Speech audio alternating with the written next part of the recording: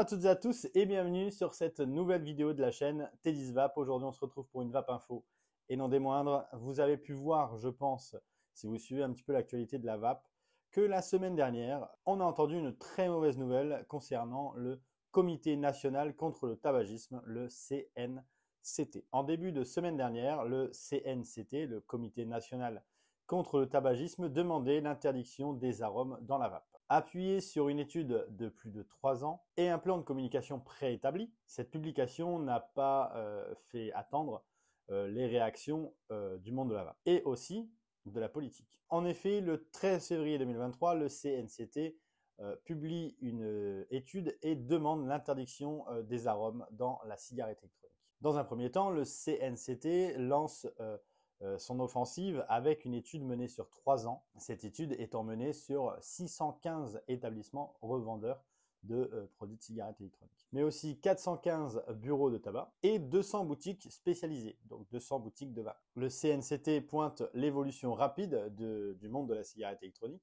avec l'apparition permanente de liquides et d'arômes de cigarettes électroniques, commercialisés de manière licite ou illicite, ayant pour objectif de séduire quand même les jeunes. Elle annonce également que 85% des bureaux de tabac faisant de la pub pour la cigarette électronique sont dans l'illégalité. 72% des magasins de vapotage sont dans l'illégalité aussi concernant la publicité. Et 47% des buralistes sont dans l'illégalité concernant la publicité du tabac chauffé. En conclusion de son étude, le CNCT demande l'interdiction immédiate des arômes autres que celui du tabac pour l'ensemble des liquides contenant de la nicotine, un meilleur encadrement de la vente de ces produits afin d'en limiter l'accessibilité et une révision approfondie de la réglementation des nouveaux produits de la nicotine et de la nicotine en tant que telle. Et le tout sans concertation, aucune concertation avec les acteurs du monde de la vape et sans aucune donnée scientifique sur l'impact de la vape sur la santé et sur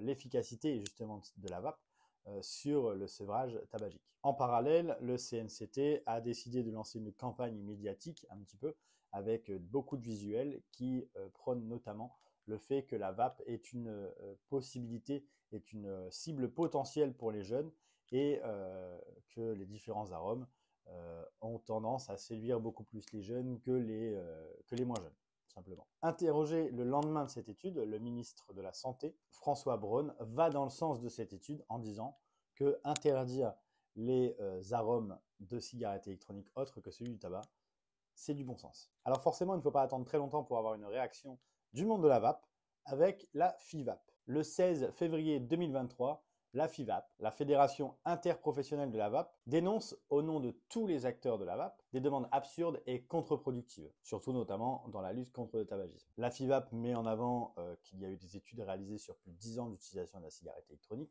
et qu'aujourd'hui, c'est justement l'un des moyens les plus efficaces pour arrêter de fumer, tout simplement, et que ce serait bien de s'appuyer sur des faits scientifiques. Mais également que les arômes sont un atout majeur, que très peu aujourd'hui arrêtent de fumer grâce à l'arôme tabac. Alors qu'est-ce qu'on en pense ici chez nous du coup sur la chaîne?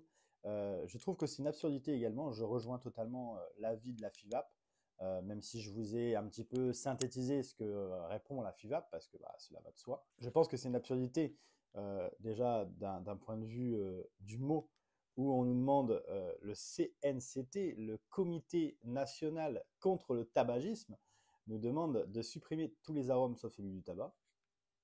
Pour la petite blague, c'est plutôt sympathique. Mais surtout, quand on lutte contre le tabagisme, il faut aussi se rendre compte que la vape aujourd'hui est un moyen très simple, un moyen très efficace, et le moyen le plus efficace pour sortir du tabac. Et donc, ce serait bien de s'en rendre compte et de ne pas taper sur la vape, tout simplement. Et justement, de régler ces problèmes, ces taches noires qu'il peut y avoir dans la vente de produits aux mineurs. Ça, c'est depuis 2016, la loi l'encadre et interdit l'intégralité de la vente aux mineurs. Je pense que c'est surtout sur ça qu'il faut se pencher et pas sur l'interdiction des arômes, puisque dans ces cas-là, je pense que l'interdiction des arômes risque potentiellement de faire que beaucoup d'entre nous, les vapoteurs, décident de se retourner une nouvelle fois contre la cigarette. Donc, je vous laisse écrire en commentaire ce que vous en avez pensé. Je vous laisse aussi vous renseigner. On aura pas mal d'évolutions Je reviendrai vers vous si évolution il y a, évidemment. Et écoutez, moi je vous souhaite une agréable journée et nous on se dit à très bientôt pour une prochaine vidéo. D'ici là, portez-vous bien et une bonne vape à tous.